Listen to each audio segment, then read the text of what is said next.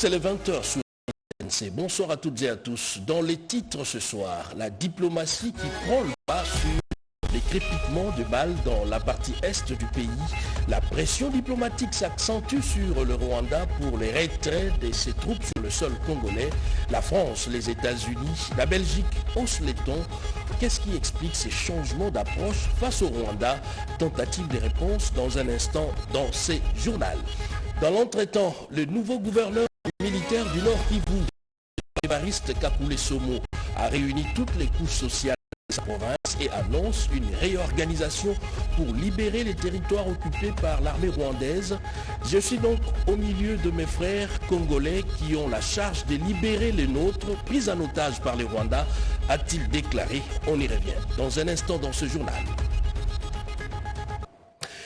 Bienvenue à tous, les élus du Nord et Sud Kivu, autour du chef de l'État, l'image d'une communion face à l'agression rwandaise. Ces élus ont réaffirmé leur détermination dans la défense du territoire national. Suivez. Les députés nationaux et sénateurs des provinces du Nord Kivu et du Sud Kivu viennent d'avoir un entretien avec son Excellence Monsieur le Président de la République sur la situation qui prévaut à l'est du pays, particulièrement la ville de Goma. Nous avons fait l'état de la situation à Goma. Comme vous le savez, les troupes rwandaises occupent la ville de Goma et nous avons fait part au Président de la République la situation dramatique que traverse la population. À Goma, il y a eu des tueries, des massacres des populations civiles. Les rues et les routes sont jonchées de cadavres. Le président de la République, à travers les élus du peuple, a présenté la compassion à la population de Goma qui est en train de traverser des moments difficiles. À Goma, il n'y a pas d'eau, il n'y a pas d'électricité. Et donc la population vit les calvaires parce qu'il y a déjà 3 jours, dans certains quartiers de la ville, les gens ne sortent pas, les gens n'ont pas de provisions. Et donc c'est une situation qui inquiète au plus haut niveau le président de la République. Nous avons trouvé qu'il est serein.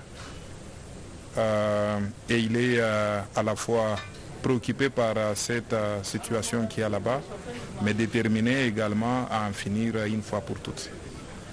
Nous avons échangé avec lui. Il nous a rassuré par rapport à toutes les stratégies qui sont mises en place pour chasser l'ennemi. Nous avons parler de l'aspect humanitaire qui est très important parce qu'aujourd'hui vous avez beaucoup de déplacés dans les 2 provinces, mais également des déplacés qui sont en train de partir dans d'autres provinces voisines. Il nous a rassuré que des dispositions sont mises en place pour la gestion de ces cas de déplacés, pour cette question-là humanitaire. Il y a une voie que la RDC a prise depuis plusieurs années, c'est la voie des élections. En 2006, il y avait des élections, en 2011, en 2018, en 2023. Il est inconcevable qu'aujourd'hui, en 2025, que nous ayons des Congolais qui veulent prendre le pouvoir par les armes. C'est une histoire que nous, comme députés nationaux, trouvons comme de l'ancien temps. Et il est très important que notre population se range ou continue de se ranger parce que nous la voyons déjà déterminée, qu'elle continue à se ranger derrière les FARDC, mais également le commandant suprême des FARDC. Le commandant suprême, c'est le président Félix Antoine Tshisekedi. Et c'est ça le message que nous donnons à la population au sortir de cette rencontre que nous avons avec le chef de l'État. Dans son adresse à la nation, dans un contexte d'agression rwandaise, le chef est revenu sur les efforts diplomatiques et les engagements pris par la RDC pour le retour de la paix dans la sous-région des Grands Lacs. En voici un extrait. Nous avons engagé d'importantes démarches diplomatiques, notamment au sein du Conseil de sécurité des Nations Unies, ainsi que dans le cadre du processus de paix du Rwanda, auquel nous restons pleinement engagés malgré les obstacles. Nous privilégions la voie du dialogue, mais toujours avec lucidité, tout en restant fermement résolus à défendre notre territoire et notre souveraineté par tous les moyens nécessaires. Mais ce combat n'est pas seulement celui des FARDC. C'est le combat de tout un peuple, le combat de notre identité congolaise, afin de léguer aux générations futures un pays prospère et en paix. À tous nos compatriotes, dans chaque province, chaque ville, chaque territoire et chaque village, ainsi que ceux de la diaspora, sans distinction d'appartenance ethnique ou politique, unissons nos efforts. Apportons un soutien indéfectible, moral et matériel à nos vaillants soldats. Mobilisons-nous comme un seul homme pour défendre notre souveraineté et sauvegarder notre intégrité territoriale. Les taux se resserrent autour du Rwanda. La pression diplomatique augmente sur les pays agresseurs. Marine Le Pen du Rassemblement national en France condamne les viols et les pillages systématiques des ressources naturelles de la RDC. Joseph Oscar Mbalkaïj nous explique ces changements de discours ainsi que les derniers développements sur le front diplomatique. Les fronts diplomatiques commencent à bouger les lignes. Une réunion ordinaire dans l'espace d'une semaine sur la situation sécuritaire dans l'Est de la RDC, organisée au Conseil de sécurité des Nations Unies, des réunions convoquées à la demande de la RDC. À la suite de ces réunions de haut niveau, le Royaume-Uni envisage la possibilité d'une révision de tout soutien apporté au Rwanda dans le cadre de leur coopération bilatérale. Dans cette même logique, l'Allemagne a annulé ses réunions avec le Rwanda et annoncé les gels de l'aide au développement qu'elle a toujours accordé à ce pays jusqu'à ce que les troupes rwandaises quittent le territoire congolais. Si la France continue à maintenir son accord de coopération militaire avec Paul Kagame, avec un montant de 400 millions d'euros décaissés au profit des RDF sur 4 ans, soit de 2024 à 2028, les partis de gauche condamnent l'agression rwandaise dans l'est du pays par la bouche de la députée nationale Marine Le Pen, qui traite l'Union européenne de receleurs du pillage de matières premières congolaises. Elle arrêterait d'être le receleur du pillage qu'effectue le Rwanda à l'égard de la République démocratique du le Rwanda pille les matières premières qui sont souvent rares d'ailleurs, qui appartiennent aux Congolais et les revendent à l'Union européenne depuis février 2024 et l'Union européenne ferme les yeux sur ce pillage. Vous croyez que c'est très moral ça? À ce sujet, le Parlement européen continue à subir de pressions de toutes parts, notamment celle de ses députés. Je pose la question, pourquoi la Belgique n'intervient pas? Pourquoi la Belgique n'intervient pas pour aider la tragédie du peuple congolais à l'est du Congo? Les sommets des chefs d'État et de gouvernement sont en vue et se succèdent sur la situation sécuritaire préoccupante dans l'est de la RDC. La République démocratique du Congo a décliné sa participation au sommet de l'EAC dirigé par William Mobutu, l'actuel président du Kenya, qui appelle le gouvernement congolais à engager des discussions avec le M23.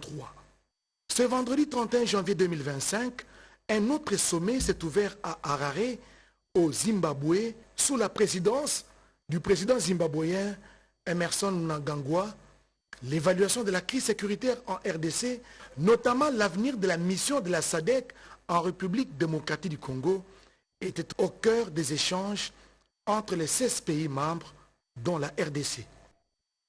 Et cette page noire, les patriarches Panupanu Bipinda Raphaël, une grande figure de la vie nationale, vit désormais dans l'au-delà. Eh bien, le chef de l'État, Félix-Antoine Tshisekedi, a rendu les derniers hommages à cet illustre personnage de la vie politique du pays. On en parle dans ces commentaires. Suivez.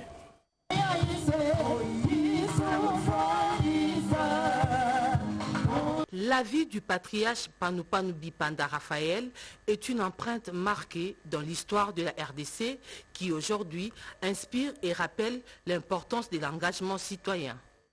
Cette figure emblématique et politique zaïroise à l'époque est éteinte depuis le 16 janvier dernier. Transformée en funérarium, l'esplanade du Palais du Peuple a accueilli ce vendredi 31 janvier les personnalités politiques, membres des familles, amis et connaissances venus honorer la mémoire du patriarche Raphaël Panupanu. Le président de la République, Félix Antoine Tshisekedi Tshilombo, a lui aussi rendu ses derniers hommages à cette grande plume congolaise. Arrivé sur le lieu, le chef de l'État s'est incliné devant le corps sans vie de Raphaël Panupanu avant de lancer le mot de compassion à la famille de l'illustre disparu et de saluer quelques personnalités politiques présentes au Palais du Peuple. Le pèlerinage de Raphaël Panupanu sur la terre était d'une grande contribution pour les pays dans les secteurs où il a évolué de son vivant. Né le 12 décembre 1936, Raphaël Panupanu Bipanda était un homme dévoué, engagé et passionné par l'écriture pour la cause nationale. Ce qui fait de lui le tout premier directeur général de l'agence zaïroise des presses, l'actuel ACP, et aussi le président de l'Union nationale de la presse du Zaïre, l'actuel UNPC, entre 1971 et 1990. Raphaël Panupanu est parti dans l'au-delà, mais son vécu reste un exemple à suivre. L'on pouvait procéder également par des coupes budgétaires. Eh bien, le gouvernement opte plutôt pour la réduction du train de vie des institutions de la République au profit des forces de défense, des forces armées de la République démocratique du Congo, au front face à l'armée rwandaise. On en parle à travers ces commentaires de Chimène Dondo. Quelques heures après l'adresse du président de la République sur la situation sécuritaire dans le Nord Kivu, la première ministre Judith Suminwa Tuluka réunit son équipe avec pour objectif de répondre aux instructions du chef de l'État sur les actes à poser en faveur de nos compatriotes civils, tout comme militaires de Goma particulièrement. Il faut savoir que l'arme la plus redoutable dans une guerre, c'est les peuples, et il est nécessaire que pour le président de la République, tous les peuples soient mobilisés. Il était question pour nous, autour de la première ministre, d'analyser toutes ces questions. Mais vous avez aussi suivi le président de la République dire qu'on allait procéder à une réduction du train de vie des institutions. À ces propos, le ministre des Finances et celui du Budget ont déjà commencé des réflexions pour faire très rapidement des propositions au gouvernement pour voir dans quelle mesure les institutions, les acteurs institutionnels pourront être le premier à montrer l'exemple pour la nécessité, en tout cas, de contribuer à l'effort de guerre. Toutes les batteries sont mises en marche pour répondre en urgence à l'appel du commandant suprême, mobiliser les ressources nécessaires et prendre des décisions idoines. Les membres du gouvernement ont réitéré leur indéfectible attachement à la vision du président de la République, mais aussi et surtout à la nécessité pour tous les Congolais de se ranger derrière lui en ces moments cruciaux de l'histoire de notre pays, pour que chacun, dans le domaine qui est le sien, puisse contribuer à la défense de la patrie, qui est pour nous tous un devoir sacré. Le gouvernement de la République reste mobilisé autour de la première ministre. Chaque énergie engagée doit contribuer à l'effort de guerre. La population est appelée à la solidarité et à la défense de la patrie.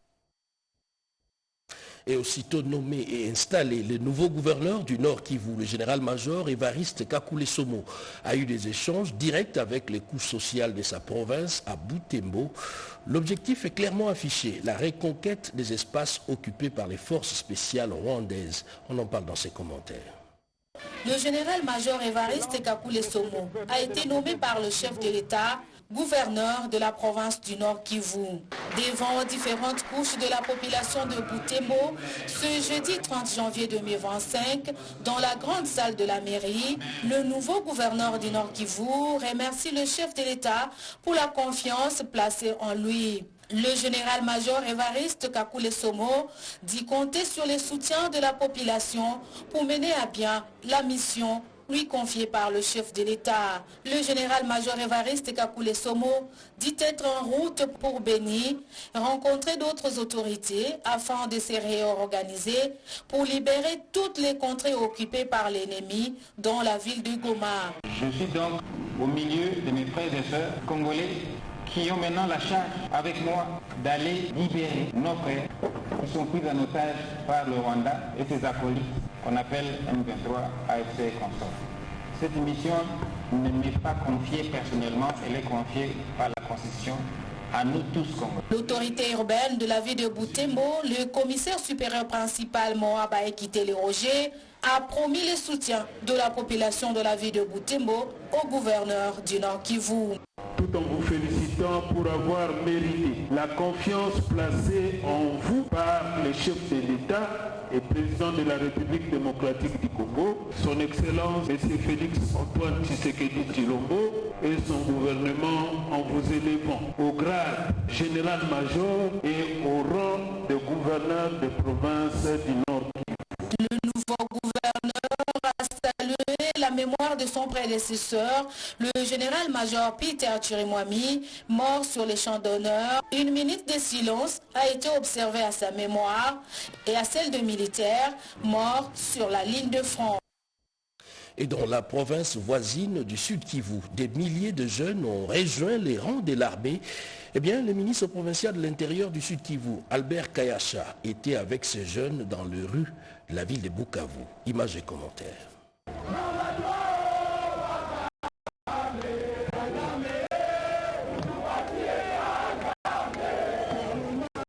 L'objectif est de s'engager aux côtés des forces de défense et de sécurité pour résister à l'agression du Rwanda et de ses supplétifs du M23 au nord et au sud Kivu.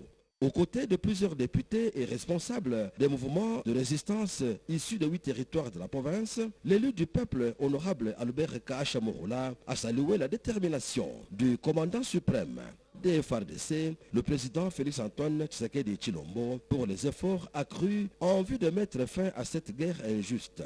Dans son adresse aux jeunes patriotes, il les a exhortés à une mobilisation massive et continue afin d'appuyer les FARDC et mettre un terme définitif à cette aventure belliqueuse du régime de Kigali. Il a dénoncé les massacres et les pillages orchestrés par les assaillants et il a insisté sur l'importance d'une résistance organisée. Pour Albert Kayacha Morola, la situation n'est pas seulement une question de défense militaire, mais également une question d'identité nationale. Nous sommes engagés, nous comme peuple congolais, nous comme jeunesse, nous comme des anciens combattants, nous sommes engagés, nous sommes déterminés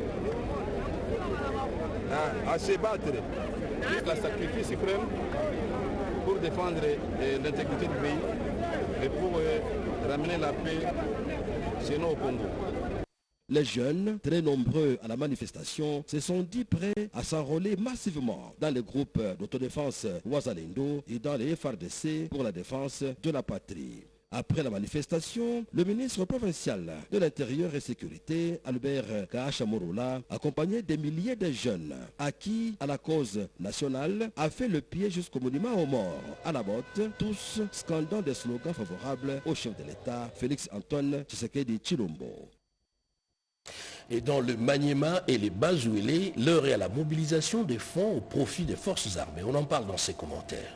Plusieurs milliers de personnes, membres des associations de la société civile, des fonctionnaires et agents de l'État, de toutes les couches sociales, parmi lesquelles le gouverneur de la province du Maniema, son Excellence Moussa Kabankoubi Moïse, les élus provinciaux ont rehaussé de leur présence à cette marche des soutiens aux FARDC en guerre à l'est de la RDC contre les rebelles du M23, appuyés par l'armée rwandaise. Les marcheurs sont partis du monument cinquantenaire des Kindu à la tribune centrale, les points de chute prévus pour la circonstance où des discours ont été tenus. À cette occasion, le chef de l'exécutif de la province du Maniema a lancé la collecte des fonds pour soutenir les FARDC et les patriotes Wazalendo. Quelques personnes volontaires ont sur place répondu positivement à cet appel en apportant leur assistance financière à l'armée congolaise, des compatriotes qui subissent les affres de la guerre nous imposées par les ennemis de la République. La marche de ce jour est aussi une manière pour la population d'Imaniema d'exprimer son encouragement aux vaillants combattants Wazalendo déterminés à se sacrifier pour défendre les terres de nos ancêtres convoités par ce pays voisin et ses complices qui ont toujours un regard envieux sur ce patrimoine qui appartient avant tout aux Congolais. La guerre d'agression imposée à la RDC par le Rwanda avec ses supplétifs du M23 dans la complicité totale de la communauté internationale a un prix. C'est le prix du combat, des sacrifices, des mobilisations et le soutien de tous pour la victoire et la paix. Le message a été lancé par le chef de l'État Félix Antoine Tshisekedi Tshilombo, le gouverneur du Bas-Ouélé, Mike David Mokeni, assure les relais de cette adresse du garant de la nation et invite les filles et fils de sa province à s'engager dans ces combats comme un seul homme derrière les forces armées congolaises et les patriotes Wazalendo. Devant cette population immense réunie pour écouter ce message, l'autorité de l'exécutif provincial a démarré l'opération de collecte de fonds pour soutenir l'effort de guerre et soutenir les vaillants soldats au front. Vous êtes debout sur ma chef de l'État, vous êtes debout sur ma FARDC. Vous allez en avant. Du béton en avant. Chaque centime compte, chaque énergie compte également. Le Congo central s'aligne derrière les forces armées de la République démocratique du Congo et son commandant suprême. Le gouverneur de province, Grace Maswangi Bilolo, s'est exprimé et a donné les grandes orientations suivies. Nous référant à l'adresse du chef de l'État à la nation du 29 janvier 2025, nous nous faisons l'obligation d'inviter toute la population du Congo central à observer ce qui suit. Garder allumée la flamme du soutien aux forces armées de la République démocratique du Congo et au commandant suprême, son Excellence Félix Antoine Tshisekedi Tshilombo, président de la République, chef de l'État. Demeurer vigilant et dénoncer tout mouvement suspect auprès des services de sécurité et de l'ordre ou des autorités politico-administratives les plus proches. S'abstenir de poser tout acte de vandalisme ou de violence. Encourager la jeunesse à faire preuve de patriotisme en s'enrôlant massivement dans l'armée. Garder une pensée pieuse à l'endroit de nos concitoyens qui ont versé leur sang à l'occasion de cette agression rwandaise. Par ailleurs, nous réitérons notre message de compassion et de solidarité envers nos compatriotes de la partie est de notre pays, spécialement ceux du Nord Kivu, meurtris par les affres de l'agression rwandaise. Ensemble, nous disons la patrie ou rien. Sentiment patriotique. C'était hier la mobilisation pour le don de sang aux victimes de la guerre imposée par le Rwanda. Nous en sommes au 2e jour. D'autres détails avec Robert Ndaye. Suivez. L'appel lancé par le ministre de la Santé publique, Dr Samuel Roger Kamba, pour la collecte de sang en faveur des blessés de guerre a trouvé un écho favorable. Un appel qui met en lumière les efforts des bénévoles et des donateurs qui se mobilisent pour répondre à cette urgence médicale. Pour cette 2e journée, les Congolaises et Congolais viennent en soutien aux forces armées de la République et des résistants Wazalendo donner de leur sang pour des blessés de l'Est. Le ministre de la Santé publique, Dr Samuel Roger Kamba, parle d'une crise humanitaire causée par l'agression rwandaise, laissant des milliers de personnes blessées. Une poche de sang, c'est peut-être un enfant qu'on a sauvé. Donc sachez que cet acte permet de sauver des vies. Ne croyez pas que c'est seulement les militaires qui peuvent sauver nos vies. L'acte que vous posez en donnant le sang sauve. Le sang que nous donnons aujourd'hui, on a les canaux pour le faire arriver là-bas. Donc, n'hésitez pas à venir. Cette initiative est importante et humanitaire, déclare le vice-premier ministre, ministre de la fonction publique, Jean-Pierre Liaou. La collecte de sang en solidarité avec les blessés de guerre est un acte crucial. Nous devons tous nous rassembler comme un seul homme derrière nos forces armées, derrière le commandant suprême de forces armées, le président de la République, chef de l'État, pour faire comprendre au Rwanda que notre peuple est un grand peuple. Il n'abdiquera pas. Le ministre de la Santé publique, Dr Samuel Roger Kamba, lance une campagne de sensibilisation sur l'importance des dons de sang et invite l'ensemble du peuple congolais à venir, car le besoin est immense. Et dans un autre registre, le but est de réduire sensiblement le conflit foncier. Eh bien, il faut passer par la numérisation. Le ministre de Postes, Télécommunications et Communications, Augustin Kibassa Maliba, a conduit un certain nombre de partenaires auprès de la ministre d'État, ministre des Affaires foncières. Suivez. La ministre d'État, ministre des Affaires foncières à Kassabandougou Lambongo, a présidé avec son collègue Augustin Kibassa Maliba, ministre des Postes et Télécommunications numériques, une séance de travail ce mercredi 29 janvier 2025. Au menu, les guichets numériques, un projet présenté par l'entreprise Oxinus. Dans ces projets, l'entreprise intègre le programme e-foncier qui peut régler plusieurs problèmes dans le secteur foncier de la RDC. L'un des responsables de cette entreprise a expliqué aux membres du gouvernement que dans les e-fonciers, il y a les blockchains qui permettra de sécuriser les informations, ne donnant pas la possibilité de les modifier. Par rapport à l'application qui sera conçue, la société Oxinus rassure que les données seront sécurisées et l'application peut fonctionner dans des zones où il n'y a pas Internet. Du côté de la ministre d'État, ministre des Affaires foncières, à Kassabandougou Lambongo, il faut qu'on tienne compte des réalités du foncier congolais et à insister sur la sécurisation des données. Lorsqu'on change ou transforme pour la numérisation de ces services, ça va être plus facile de s'assurer que tous les citoyens auront le même bénéfice que les autres. On a hâte de continuer la parole et d'exécuter ces projets assez rapidement. Selon la vision du chef de l'État, Félix-Antoine Tshisekedi, et sous l'impulsion de la première ministre Judith Suminwa Tuluka, la ministre d'État, ministre des Affaires foncières, avait promis de numériser les cadastres et les titres immobiliers congolais. S'adapter aux exigences et normes en matière de contrôle, c'est l'objectif de l'atelier de formation des auditeurs internes de la Direction générale des douanes et accises, formation dispensée par les experts de la Cour des comptes et de l'Inspection générale des finances et axée sur l'audit basé sur les risques. Rikin Ziloya pour les détails. Les réformes engagées par l'administration douanière congolaise pour moderniser ses pratiques et renforcer les mécanismes internes de contrôle dans le secteur des importations et exportations ainsi que de produits d'accise trouvent du répondant dans la session des mises à niveau des auditeurs internes de la DGDA ouverte le jeudi 30 janvier 2025 à Kinshasa par le directeur général Bernard Kabese Mousangou avec l'expertise d'éminents spécialistes issus de la Cour des comptes, de l'Inspection générale des finances IGF et d'un cabinet d'audit privé.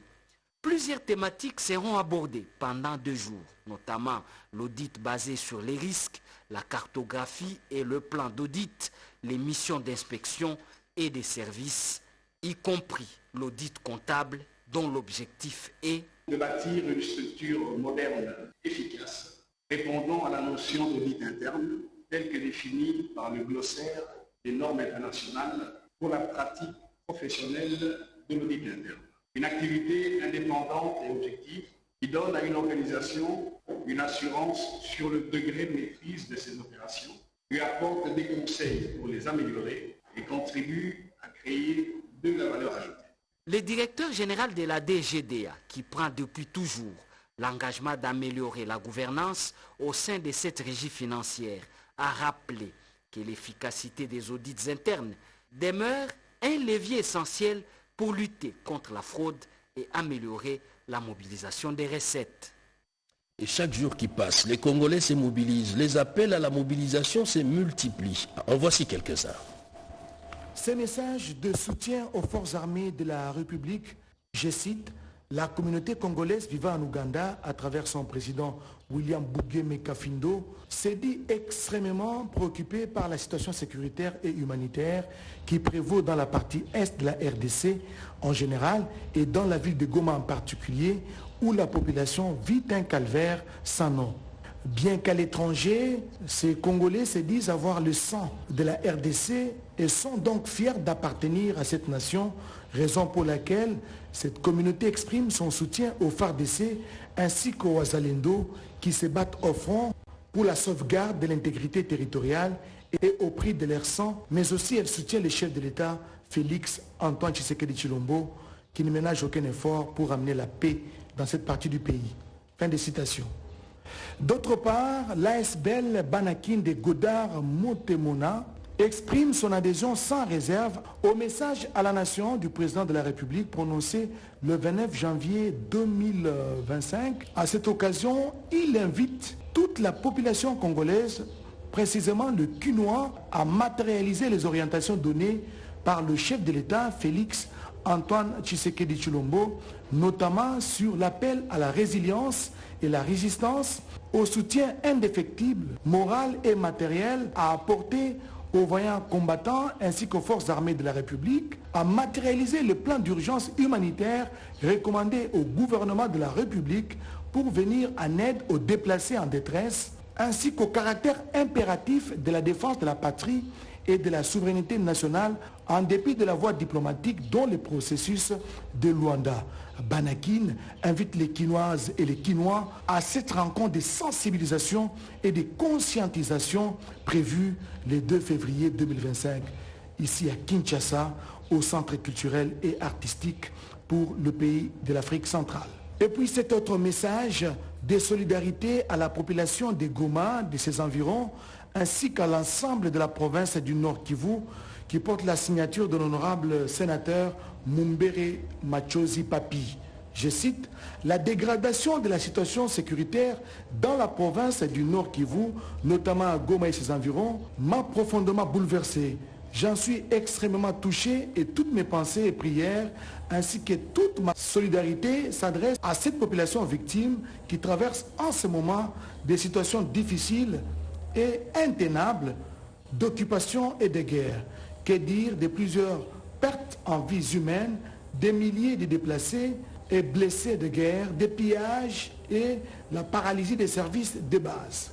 Je réitère mon soutien au président de la République, Félix Antoine Tshisekedi Tshilombo, pour sa détermination, son courage, aux forces armées de la République démocratique du Congo, aux Wazalendo, aux forces de paix de la MONUSCO et de la SADC, à tous les compatriotes décédés à défendre la souveraineté et l'intégrité territoriale de notre pays.